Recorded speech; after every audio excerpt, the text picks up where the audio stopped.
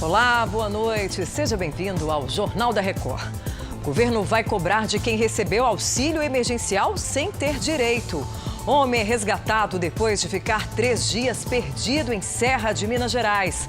São Paulo vence o Goiás e assume a liderança do Brasileirão. Agora, no Jornal da Record.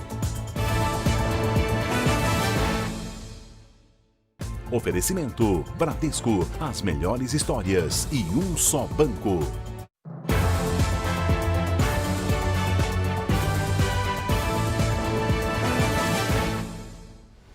O governo vai cobrar a devolução das parcelas do auxílio emergencial que foram recebidas de forma indevida. E vamos saber os detalhes com Matheus Escavazini, direto de Brasília. Matheus, estamos falando de quantas pessoas, hein? Boa noite.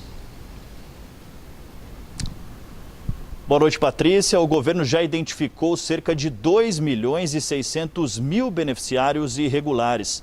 Todos eles devem receber via SMS e devolver ao menos uma parcela de R$ 600 sacada indevidamente. O governo vai mandar mais de 4.800.000 mensagens de celular. Pelo serviço, o poder público vai pagar cerca de R$ 160 mil. A ação está sendo liderada pelo Ministério da Cidadania e conta com a Secretaria de Governo Digital e o Ministério da Economia para encaminhar os SMS. Se cada pessoa devolver ao governo uma parcela de R$ 600 do auxílio, a expectativa do valor recuperado é de R$ 1,5 bilhão. Patrícia. Obrigada, Matheus, pelas suas informações. É um absurdo, né?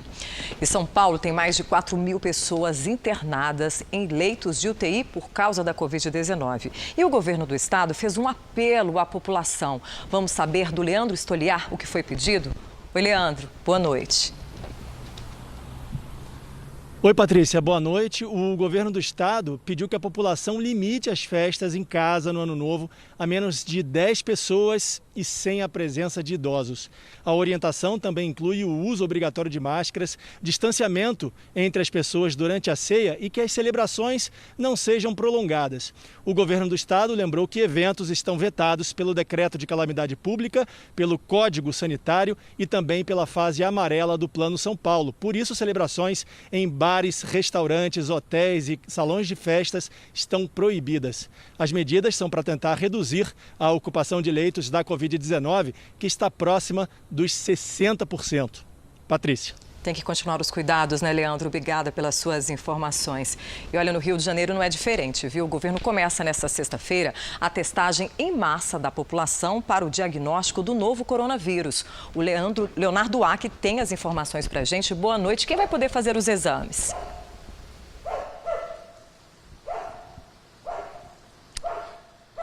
Boa noite, Patrícia. Boa noite a todos. Os testes do tipo PCR vão ser feitos em pessoas com mais de 12 anos que apresentarem os sintomas. A Secretaria Estadual de Saúde vai inaugurar 3 centros de testagem, 2 em São Gonçalo, segunda cidade mais populosa do estado, e 1 em Volta Redonda, no sul fluminense. Para realizar o exame é preciso agendar via aplicativo de celular. Agora, nesta quinta-feira, a taxa de ocupação de leitos de UTI nos hospitais públicos da capital chegou a 92% e as enfermarias atingiram 85% da capacidade. Patrícia. Infelizmente, Leonardo, obrigada pelas suas informações. O governo do Paraná publicou um decreto nesta quinta-feira com novas medidas restritivas de combate ao novo coronavírus. E quem tem os detalhes é a repórter Camila Andrade.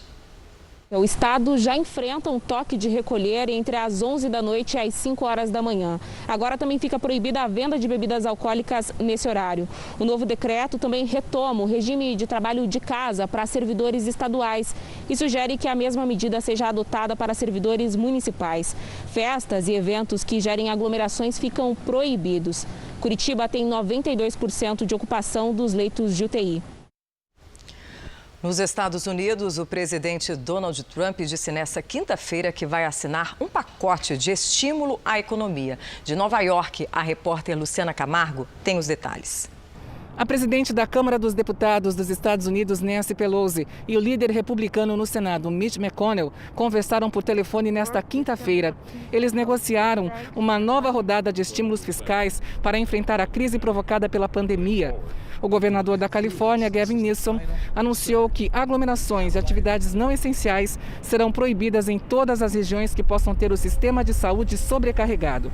New Jersey reabriu um drive-thru de testes que atendeu a população local até julho.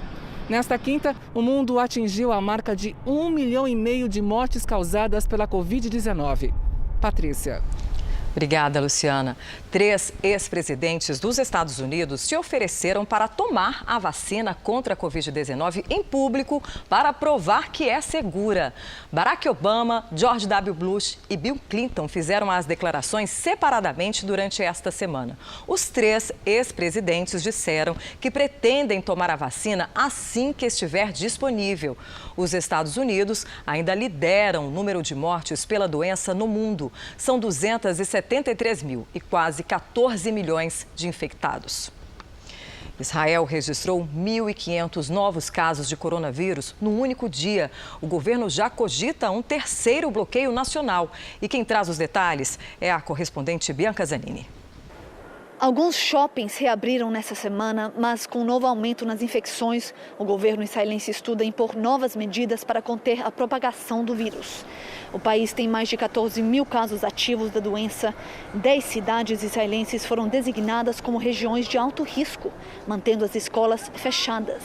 Nesta quinta, milhares de pessoas compareceram ao funeral de um rabino ultra-ortodoxo, violando as medidas de restrição. De Tel Aviv, Bianca Zanini. Vamos aos números aqui no Brasil. Segundo o Ministério da Saúde, o país tem mais de 6.487.000 casos de Covid-19 e o número de mortos passa de 175 mil. Foram 755 óbitos nas últimas 24 horas, enquanto mais de 26 mil pessoas se recuperaram da doença. No total, já são 5.725.000 pacientes curados e mais de 586 mil seguem em acompanhamento.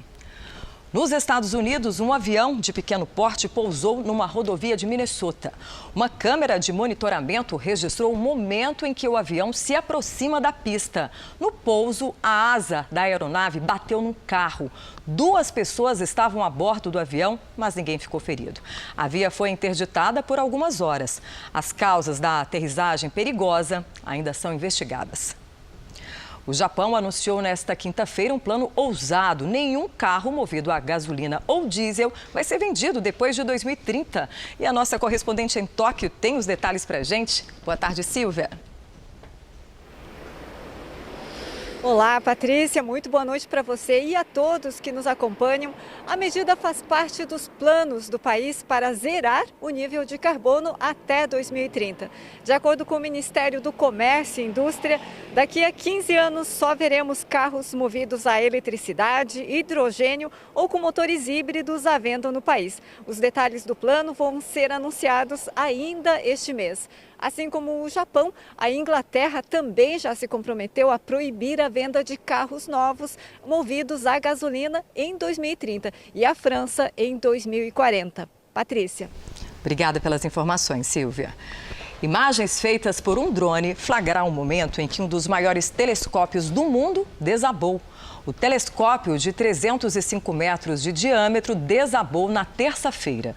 O Observatório de Arecibo, em Porto Rico, estava em operação há 57 anos, mas fechou no início deste ano, depois que engenheiros alertaram sobre o desgaste da estrutura.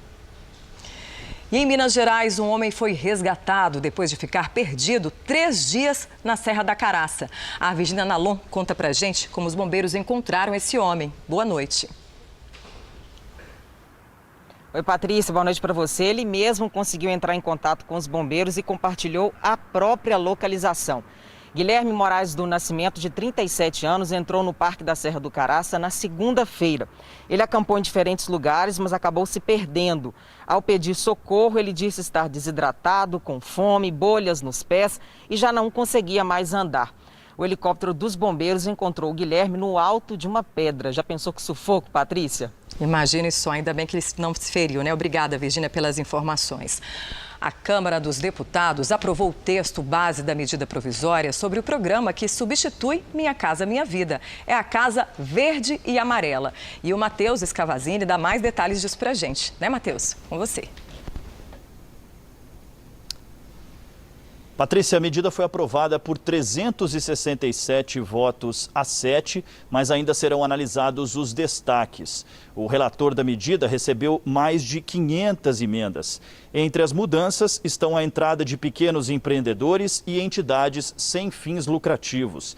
E ainda o tratamento diferenciado às classes mais vulneráveis e medidas de transparência na liberação dos créditos. O objetivo do programa do governo federal é aumentar o acesso à moradia. Podem pedir o financiamento famílias que vivam em áreas urbanas e que tenham renda média ao mês de R$ 7.000 ou R$ 84.000 ao ano para famílias que vivam em áreas rurais. Patrícia. Obrigada, Matheus. Vamos aos números do mercado financeiro. O dólar teve um dia de forte queda. O recuo nesta quinta foi de 1,93%, vendido a R$ 5,14. É o menor valor desde julho deste ano. Já o Ibovespa valorizou 0,37%, passando aí dos 112 mil pontos. Vamos agora ao comentário de Augusto Nunes. Oi, Augusto, boa noite. Boa noite, Patrícia.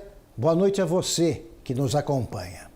Os assaltos a bancos ocorridos em 2 cidades brasileiras no curto período de 48 horas deram um recado assustador aos brasileiros honestos e também aos responsáveis pela segurança pública. As grandes organizações criminosas estão envolvidas até o pescoço nessa ofensiva mais audaciosa e mais violenta que as anteriores. Em Criciúma, no interior de Santa Catarina, e em Cametá, no interior do Pará, os detalhes da Operação Fora da Lei escancararam uma crescente sofisticação. Como nos tempos do cangaço, cidades inteiras foram ocupadas horas a fio por mais de 30 delinquentes especializados numa nova forma de terrorismo. Usando armamento pesado e material explosivo, os atacantes paralisaram o trânsito, subjugaram reféns e explodiram agências bancárias. A polícia já prendeu alguns suspeitos. Enquanto as investigações avançam, autoridades da área de segurança pública devem intensificar a guerra contra as organizações criminosas. Devem, sobretudo, aperfeiçoar o trabalho de inteligência. Assaltos desse porte requerem alguns meses de planejamento. É preocupante constatar que as polícias estaduais e a Polícia Federal foram 2 vezes surpreendidas. Chegou a hora de deixar claro que não será reprisado no Brasil o pesadelo vivido pela Colômbia no fim do século passado. O governo federal arrecadou o recorde de 137 milhões de reais com leilões de bens de traficantes, isso até novembro. E a tendência é de arrecadar muito mais. Quem garante é o secretário nacional de Políticas sobre Drogas, Luiz Roberto Bediora. Ele foi convidado do JR Entrevista desta quinta. Nós saímos de uma média de 6 a 7 leilões por ano e chegamos a 112 leilões agora em novembro, podendo passar de 120 até final de dezembro. E com isso também reflexo direto na arrecadação. A média de arrecadação até 2018 era de 37 milhões. Em 2019 nós alcançamos 92 milhões e agora em 2020 nós já fechamos novembro com 137 milhões, podendo chegar até 200 milhões, em razão de que nós temos um patrimônio alto ainda para ser alienado agora em dezembro. Conta um pouco para a gente dos bens mais curiosos que, em geral, vocês costumam leiloar.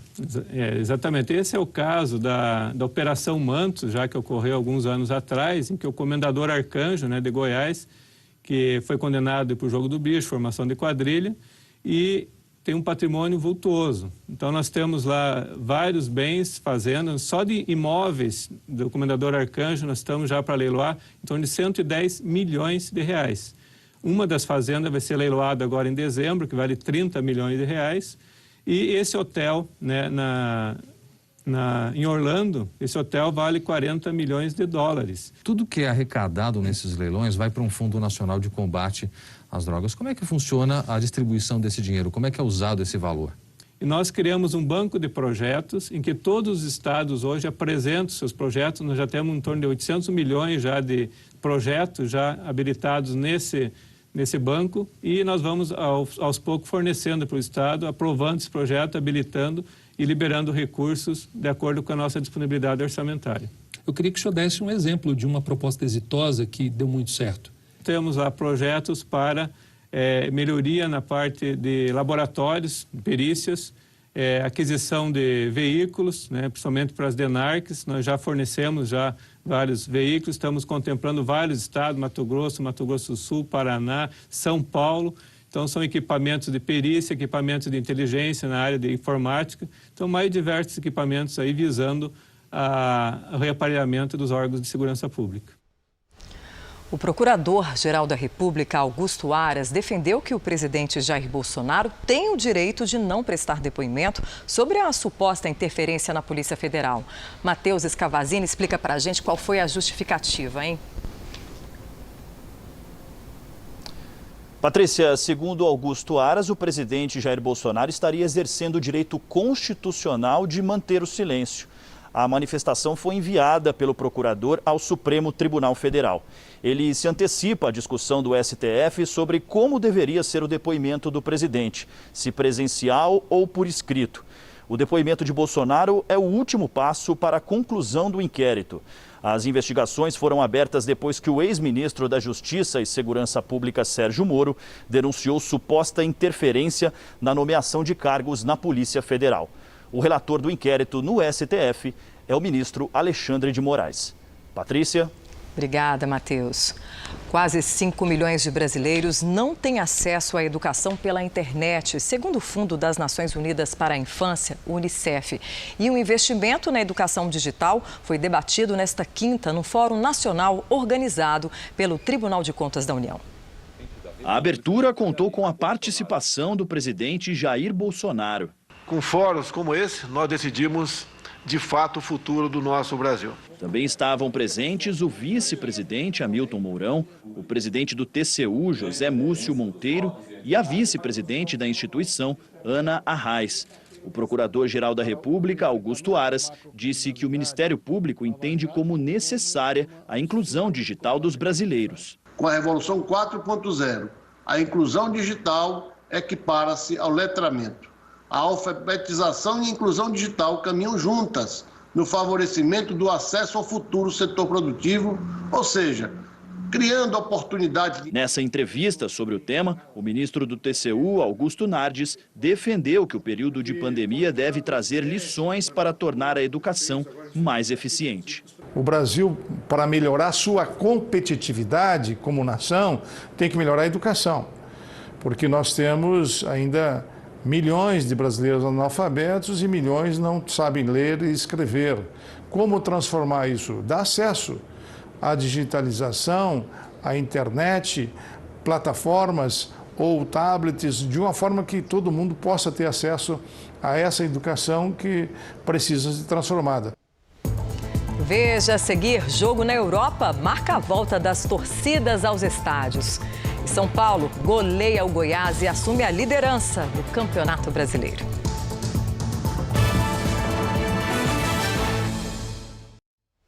Estamos de volta com o futebol. A rodada desta quinta na Liga Europa marcou a volta dos torcedores aos estádios da Inglaterra. Veja só como foi.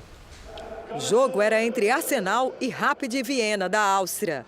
Foi o primeiro grande evento esportivo no Reino Unido a ter torcida presente desde o início da pandemia. Cerca de 2.000 torcedores do time inglês puderam ir ao estádio. Todos tiveram que usar máscara e seguir medidas rígidas de distanciamento. Em campo, o Arsenal não decepcionou a torcida. Goleou o time austríaco por 4-1. Destaque para o ex-jogador do Flamengo, Pablo Mari, que voltou de lesão após longo período. Ele marcou o segundo gol da equipe inglesa. Com a vitória, o Arsenal segue invicto na competição. O Vasco entrou em campo pela Copa Sul-Americana em jogo que valia vaga nas quartas de finais. Mas o time carioca não conseguiu a classificação. Veja como foi. O Vasco recebeu no Rio de Janeiro Defensa e Justiça da Argentina. O gol dos argentinos saiu 11 minutos do segundo tempo com Achen.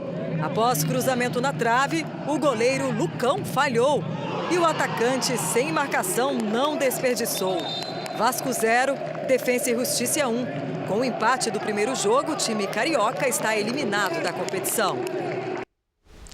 E pela Libertadores, o Grêmio bateu o Guarani do Paraguai por 2-0. Como havia vencido a primeira partida, garantiu classificação para as quartas de final. Já o São Paulo é o novo líder do Campeonato Brasileiro. O tricolor entrou em campo mais cedo contra o Lanterna Goiás e venceu aí com facilidade. Veja só os gols. O time paulista precisou de 20 minutos para abrir o placar. Igor Gomes acertou o belo chute de fora da área, sem chances para o goleiro Tadeu. Brenner marcou o segundo no comecinho do segundo tempo, após cruzamento de Gabriel Sara. E o terceiro veio com Hernanes. O ídolo São Paulino recebeu de Tietê para fechar a goleada. São Paulo, líder do Brasileirão 3, Goiás 0. O Museu de Cera de Barcelona abriu as portas após meses fechado por conta da pandemia. E a nova atração deixou muita gente confusa. É mesmo a estátua de Lionel Messi? Olha só, a falta de semelhança com o craque do Barcelona virou piada nas redes sociais. O caso lembrou aquela estátua em homenagem ao português Cristiano Ronaldo. E aí, o que você acha, hein? Se parece com o argentino? Olha, achei que só o nariz. E essa edição do Jornal da Record termina aqui. Outras informações no Fala Brasil, às 8h30 da manhã. Você fica agora com as imagens que marcaram essa quinta-feira. Obrigada pela sua companhia e boa noite para você.